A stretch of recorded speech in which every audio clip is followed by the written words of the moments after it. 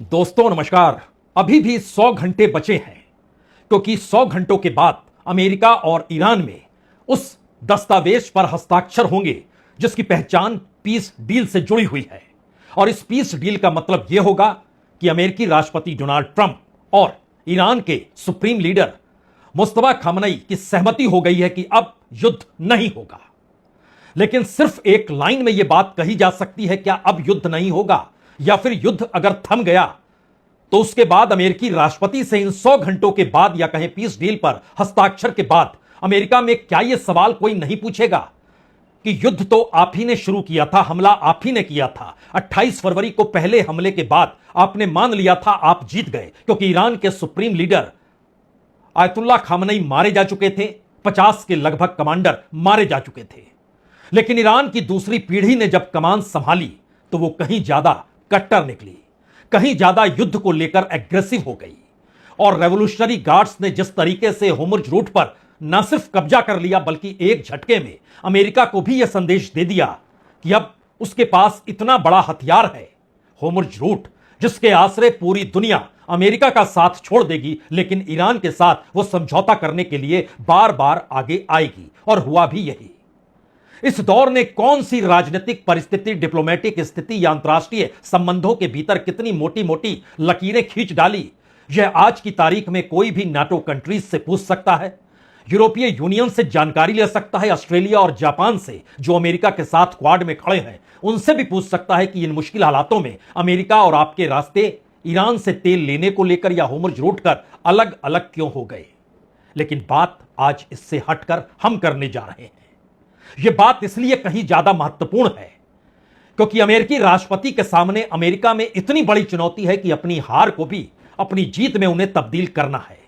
Strategically उन्हें बतलाना है कि दरअसल दुनिया जिस रास्ते के रुके जाने से परेशान थी और अमेरिका दुनिया भर में जो ढिंडोरा पीट रहा था कि वो तो शांति स्थापित करने निकला है, इसीलिए वो आर्थिक नाकेबंदी उसने होर्मुज़ रूट पर कर रखी है, तो एक झटके में क्या सब कुछ सौदेबाजी में तब्दील हो गया और अमेरिका अब झुकेगा, और इतना झुकेगा जिसकी कल्पना मिडिल ईस्ट के देशों ने भी नहीं की, खाड़ी देशों ने भी नहीं की, जो ये मानकर चलते थे कि अमेरिका के साए तले उन्हें कोई चोट पहुंचा नहीं सकता है। स्थितियां तो इतनी विकट हो गई कि क्या सऊदी अरब और क्या यूनाइटेड अरब अमीरात दोनों ईरान के साथ समझौता करने इस दौर में अलग अलग तरीके से निकल गए।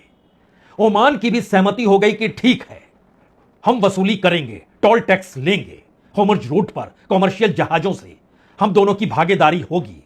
इन परिस्थितियों में क्या कतर, क्या बहरीन, हर कोई अमेरिका को लेकर कई सवालों के साथ खड़ा हो गया। लेकिन लौटिए आज की फिर पुरानी उन परिस्थितियों के बीच नए पीस डील को लेकर। जिन 14 बातों का जिक्र है उससे कहीं ज्यादा महत्वपूर्ण यह है, अमेरिकी राष्ट्रपति हो या विदेश मंत्री हो या फिर वहां के उपराष्ट्रपति हो, यानी मार्को रूबियो हो, जेडी वेंस हो और डोनाल्ड ट्रंप हो, इसके ठीक उलट या फिर पेंटागन, इनका भी जिक्र कर लीजिए। जिन बातों के जरिए व्हाइट हाउस लगातार जो कह रहा था वो सारी चीजें स्ट्रेटेजिकली क्या अमेरिकी राष्ट्रपति अब झुकते हुए सहमति दे रहे हैं। अमेरिका का बहुत साफ कहना था कि अब टोल फ्री जैसे ही पीस डील होगी यह हो जाएगा। ईरान ने कहा बिल्कुल हो जाएगा, लेकिन इसका यह मतलब नहीं है कि यह हमेशा के लिए हो जाएगा। अमेरिका ने कहा ठीक है, लेकिन इतने लंबे वक्त तक के लिए फ्री कीजिए जिससे अमेरिका के भीतर उस धारणा को खत्म किया जा सके जहां पर यह बात है कि अमेरिका को तो कुछ मिला ही नहीं और दुनिया कहेगी अमेरिका की ताकत सिर्फ ट्रेड डील और टैरिफ तक सिमटी रही, युद्ध की परिस्थिति में वह हार गया। तो 60 दिनों तक की छूट है समझौते के तुरंत बाद से, यानी 19 जून से लेकर 19 अगस्त तक कोई टोल वसूली नहीं होगी। अगर 100 घंटे के बाद पीस डील पर हस्ताक्षर हो जाते हैं या इन 100 घंटों में फिर कोई नई परिस्थिति नहीं आती है, तो आज की स्थिति यही है कि 19 अगस्त तक कोई टोल नहीं लिया जाएगा, लेकिन उसके बाद टोल वसूली शुरू हो जाएगी। कॉमर्शियल जहाजों से सर्विस फीस ली जाएगी।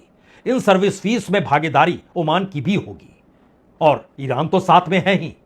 अब ये हर साल जितनी बड़ी तादाद में जहाज गुजरते हैं, अगर 2025 या कहीं युद्ध से पहले की परिस्थिति को समझिए कि 28 फरवरी से पहले एक साल में लगभग 30,000 जहाज इस होर्मुज़ रूट से गुजरते हैं।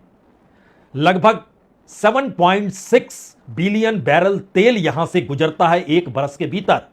और अगर इस 7.6 बिलियन तेल को लेकर जो सर्विस टैक्स है, अगर उसको जोड़ दीजिएगा तो तकरीबन सालाना कमाई सिर्फ ईरान की $10 बिलियन होगी। $10 बिलियन रुपए में तब्दील कीजिएगा तो यह तकरीबन 95,000 करोड़ होगा। हर साल इस युद्ध के बाद यह कमाई ईरान की होगी। दूसरी बात, इन 60 दिनों में क्या वाकई दुनिया फ्री तौर पर अपने अपने घरों में अपने अपने भंडार बड़ा कर लेगी? पता नहीं इसके बाद क्या हो, जब सर्विस टैक्स शुरू हो जाए और दुनिया के निशाने पर अमेरिका आ जाए, क्योंकि ईरान तो लगातार कह रहा है यह हमारे दायरे में है। रशिया और चाइना उसका साथ यूनाइटेड नेशन में दे चुके हैं, यह ईरान की संप्रभुता के दायरे में है। तो फिर ऐसे में मसला यूनाइटेड नेशन में बैठेगा नहीं, क्योंकि वहां तो वीटो लगाने के लिए चाइना और रशिया है ही। होगा क्या? यह पहला सवाल अपने जहन में बैठा कर रखिए। दूसरा बड़ा सवाल है कि इन सब के बीच सालाना कमाई अगर $10 बिलियन की हो रही है तो इसके बाद की परिस्थिति यह है कि ईरान को पुनः निर्माण फंड, यानी ईरान को फिर से कैसे खड़ा किया जा सके, इसके लिए $300 बिलियन अमेरिका ईरान को देगा। अमेरिका इनकार कर रहा है, लेकिन डील को लेकर ईरान ने बहुत साफ तौर पर कह दिया है यह है और लिखा हुआ है और डील इस आधार पर होगी। और इसका जिक्र इस दौर में मध्यस्थता करने वाले अमेरिकन के साथ खड़े पाकिस्तान ने भी कह दिया जी। $300 बिलियन, अब आप इसको रुपए में कन्वर्ट करेंगे तो यह लगभग 28 लाख करोड़ से कुछ ज्यादा होगा। 28.40 लाख करोड़, इतना पैसा ईरान को मिलेगा जो उसने खपत की है।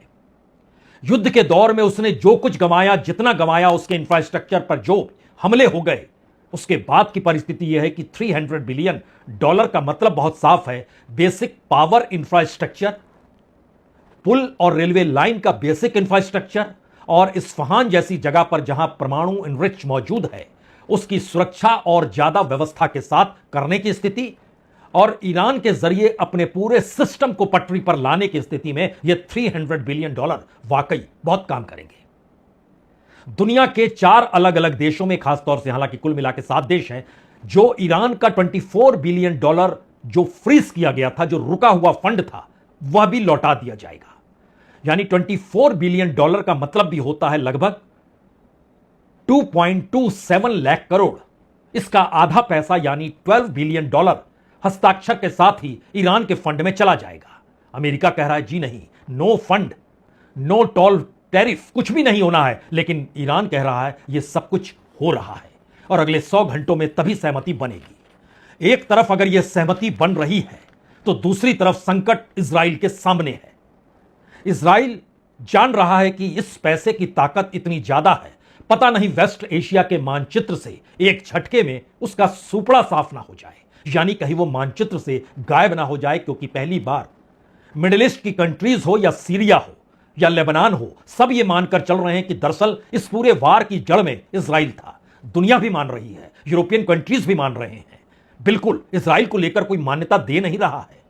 तो इन सब के बीच इजराइल को भी अब खुले तौर पर इस पीस डील का विरोध करने के अलावे कौन सा रास्ता बचता है? हालांकि इन सब के बीच डोनाल्ड ट्रंप चेताते भी हैं नेतान्याहू को, यह ठीक नहीं है। वो जो कहते हैं वो हम आपको बताएं, उससे पहले एक चीज समझिए। पहली बार इजराइल के राष्ट्रीय सुरक्षा मंत्री इतमार बेन गवीर खुले तौर पर कहते हैं कि पीस डील पर हमारी सहमति नहीं है। उसके बाद वो कहते हैं हम अमेरिका के गुलाम नहीं हैं। इजराइल एक आजाद देश है और अमेरिकी राष्ट्रपति डोनाल्ड ट्रंप का यह समझौता इजराइल पर लागू नहीं होता।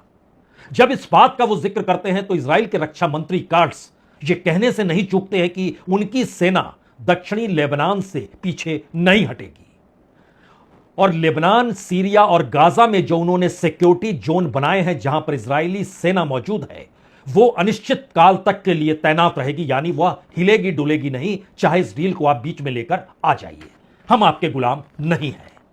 अमेरिकी राष्ट्रपति नेतान्याहू से कहते हैं नेतान्याहू बहुत ही कठिन इंसान है, उन्हें हमारे किए गए काम के लिए तो आभारी होना चाहिए, वह विरोध क्यों कर रहे हैं? अगर ईरान के पास परमाणु हथियार होते तो इजराइल 2 घंटे भी टिक नहीं पाता। दरअसल यह मैसेज उस भविष्य के वर्ल्ड ऑर्डर का है जिसमें इजराइल कहीं नहीं है और ईरान क्या हर जगह है। और अमेरिका बिल्कुल नई स्ट्रेटजी के साथ वेस्ट एशिया ही नहीं, पूरे एशिया को देख रहा है, क्योंकि उसका अपना नजरिया इस हकीकत के साथ खड़ा है कि उसकी पहुंच और पकड़ खाड़ी देशों से कम हो गई, खाड़ी देशों का भरोसा उनसे कम हो गया। बावजूद इसके इस डील को लेकर जब उनसे सवाल हुए तो एक पत्रकार ने उनसे पूछ दिया तब आप रशिया और यूक्रेन का युद्ध भी क्यों खत्म नहीं कर देते हैं? तो अमेरिकी राष्ट्रपति कहते हैं मैं 8, 9, 10, ये 10वां युद्ध है जिसे मैंने खत्म कर लिया और ईरान के साथ यह युद्ध खत्म हुआ, उस दिशा में भी मैं देखूंगा। हम तो शांति के प्रतीक हैं। सुन लीजिए, व्हाइट हाउस में इस बात का जिक्र अमेरिकी राष्ट्रपति डोनाल्ड ट्रंप ने। Well, I would do it if I thought it would help. I'd do it. I'd love to see that war end. I've settled 8 wars and actually 9, and now it looks like we could have 10. But I would love to make that the 10th. I will tell you. I would love to see an end between Russia and Ukraine. That were 25,000 young soldiers were killed last month, and it's on average 25 to 30,000 soldiers a month. It's a terrible war. Terrible. हालांकि अमेरिकी राष्ट्रपति रुके नहीं, वो कहने लगे कि देखिए अमेरिका तो कई युद्धों को लड़ चुका है, हर युद्ध कितना लंबा खिंचा, लेकिन पहली बार बहुत छोटे से युद्ध में अमेरिका को जीत मिल गई। वो ये नहीं बतला पा रहे हैं कि दरअसल 30 लाख करोड़ से ज्यादा ईरान को वो देने वाले हैं। डिफ्रीज की हुई रकम वापस ईरान को मिलने वाली है। 60 दिनों के बाद यानी 19 अगस्त के बाद एक बार फिर कॉमर्शियल जहाजों से वसूली ईरान करने वाला है।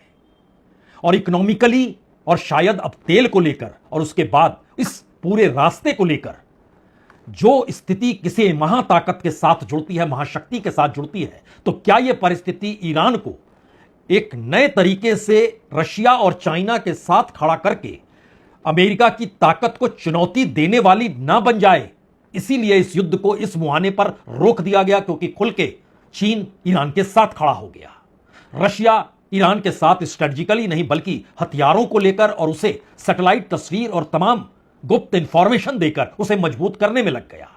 और यह बात धीरे धीरे बड़ी होने लगी कि जब भारत में भी बैठक होनी है ब्रिक्स की, तो उसमें ईरान को लेकर एक प्रस्ताव भी पास हो, अल्टरनेटिव करेंसी का जिक्र भी हो, और कच्चे तेल और डिफेंस के क्षेत्र को लेकर आपस में व्यापार कैसे बढ़ाया जाए इस पर भी सहमति बन जाए। जाहिर है यह बहुत कुछ भारत पर भी टिका है, लेकिन भारत इस वक्त अमेरिका के सामने कितना झुका हुआ है यह तो और ज्यादा परसों खुल जाएगा 17 तारीख को, जब G7 में अमेरिकी राष्ट्रपति ट्रंप और भारत के प्रधानमंत्री मोदी की मुलाकात होगी। लेकिन इस दायरे से बाहर निकल के जरा आप सोचना शुरू कीजिए, वह 14 पॉइंट क्या है जिस पर डील हो रही है। उसमें पहला पॉइंट तो यही है कि ईरान, लेबनान और बाकी सभी मोर्चों पर युद्ध पूरे तरीके से खत्म हो जाए। पेंच इजराइल कह रहा है बिल्कुल नहीं, ना सीरिया, ना लेबनान, ना गाजा, हम नहीं हटेंगे। दूसरा पॉइंट है अमेरिका और इजराइल फिर कोई नया युद्ध शुरू नहीं करने की गारंटी देंगे। इजराइल कह रहा है नए युद्ध हम उस दिशा में नहीं सोच रहे हैं, हमारी सेना की मौजूदगी है और वो परिस्थितियों के हिसाब से हमले करेगी और वो अमेरिका की गुलाम नहीं है। तीसरा पॉइंट, अमेरिका इजराइल की ओर से भी सुरक्षा की गारंटी देगा। अमेरिका इस दौर में कोई गारंटी दे या ना दे, लेकिन कोई भी गारंटी देने से पहले इजराइल ने इनकार कर दिया, हम अमेरिका के इस डील के साथ नहीं चलेंगे। चौथा पॉइंट, होर्मुज़ से अमेरिकी नौसैनिक नाकेबंदी हटाई जाएगी, अमेरिका की सहमति है, हम बिल्कुल हटा देंगे। पांचवा पॉइंट, ईरानी जहाज और समुद्री व्यापार पर लगी पाबंदियां खत्म की जाएगी।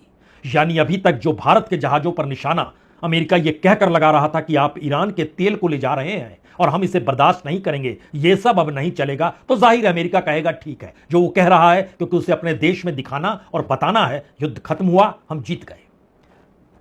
छठा पॉइंट, 30 दिनों के भीतर समुद्री व्यापार को पहले की तरफ बहाल कर दिया जाएगा, यानी 30 डेज का वक्त है, 19 जून से 19 जुलाई। 19 जुलाई के बाद स्थिति बिल्कुल सामान्य हो जाएगी। सातवां पॉइंट यही है कि होर्मुज़ स्ट्रेट दोबारा खोला जाएगा, तो वो दोबारा खुल जाएगा। आठवें पॉइंट से खेल शुरू होता है, ईरान के अरबों डॉलर के फ्रीज फंड जारी किए जाएंगे, $24 बिलियन का जो जिक्र है। और शुरुआती चरण में जो 9वां पॉइंट है, शुरुआती चरण में फ्रीज फंड का आधा हिस्सा जारी होगा, यानी $12 बिलियन तुरंत दे देगा अमेरिका। उस पर भी उसको सहमति असहमति उसे सिर्फ बताने के तरीके पर अमेरिका में अंतर लाना है। 10वां पॉइंट है कि ईरान पर लगे प्रतिबंध को हटाने की प्रक्रिया शुरू हो जाएगी, यानी इससे पहले जो ट्रंप और उससे पहले जो प्रतिबंध कुछ भी लगाए गए, वो चाहे ओबामा काल के खंड के हों, वो सभी हटते चले जाएंगे एक एक करके। तो ये मैसेज इजराइल को इतना ज्यादा डरा रहा है कि वो कह रहा है बिल्कुल नहीं, हम इस डील को मानेंगे ही नहीं, क्योंकि ईरान अगर ताकतवर हो गया तो हर कोई जानता है ईरान की ताकत के सामने इस वक्त खाड़ी देश भी समझौते की दिशा में बढ़ गए हैं, तो फिर आने वाले वक्त में इजराइल कैसे खड़ा हो पाएगा। 11वां पॉइंट है अमेरिका प्राइमरी और सेकेंडरी दोनों तरह के प्रतिबंधों को हटाने पर बातचीत करेगा। यानी यहां पर सिर्फ सैंक्शंस भर का सवाल नहीं है, बल्कि जो जो प्रतिबंध जिस जिस स्तर पर, वो प्रोडक्ट के स्तर तक भी हो, वो डिफेंस को लेकर भी हो, वो ऑयल को लेकर भी हो, वो इंफ्रास्ट्रक्चर को लेकर भी हो, वहां से भी प्रतिबंध हटना शुरू हो जाएगा।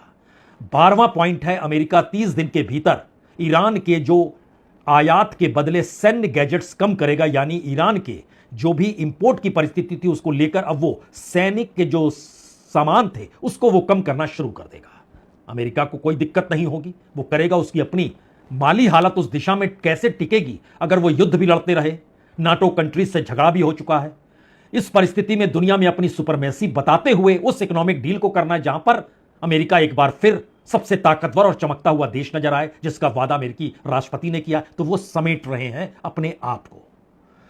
13th पॉइंट है, ईरान परमाणु हथियार नहीं बनाने का अपना कमिटमेंट दोहराएगा। ओबामा के दौर में ही वो कमिटमेंट कर चुका था, हम नहीं बनाएंगे। बहरहाल उसकी में आगे लिखा हुआ है 60% इनरिच यूरेनियम के मुद्दे पर आगे बातचीत होगी। यानी अभी तक जो था कि सेना घुस जाएगी, इनरिच यूरेनियम को लेकर आएगी, उसे हमें सौंपना होगा, वो तमाम चीजों का कोई जिक्र नहीं है और उस मुद्दे पर आगे बातचीत होगी। अभी इस पर आप कोई ध्यान नहीं दीजिए। और आखिरी यानी 14th पॉइंट है, 60 दिनों की औपचारिकता वार्ता होगी, बातचीत होगी, जिसमें परमाणु कार्यक्रम, सैंक्शंस यानी प्रतिबंधों से राहत, युद्ध के बाद पुनर्निर्माण जैसे मुद्दों पर समझौते की कोशिश की जाएगी। अमेरिका ने इस पर कोई बड़ी टिप्पणी नहीं की है, लेकिन अमेरिका के राष्ट्रपति डोनाल्ड ट्रंप ने सोशल ट्रुथ पर जो लिखा है उसे देख लीजिए, समझ लीजिए। जो कह रहे हैं समझौता हो गया, ईरान के सुप्रीम लीडर मुस्तफा खामनेई मान गए, देख लीजिए।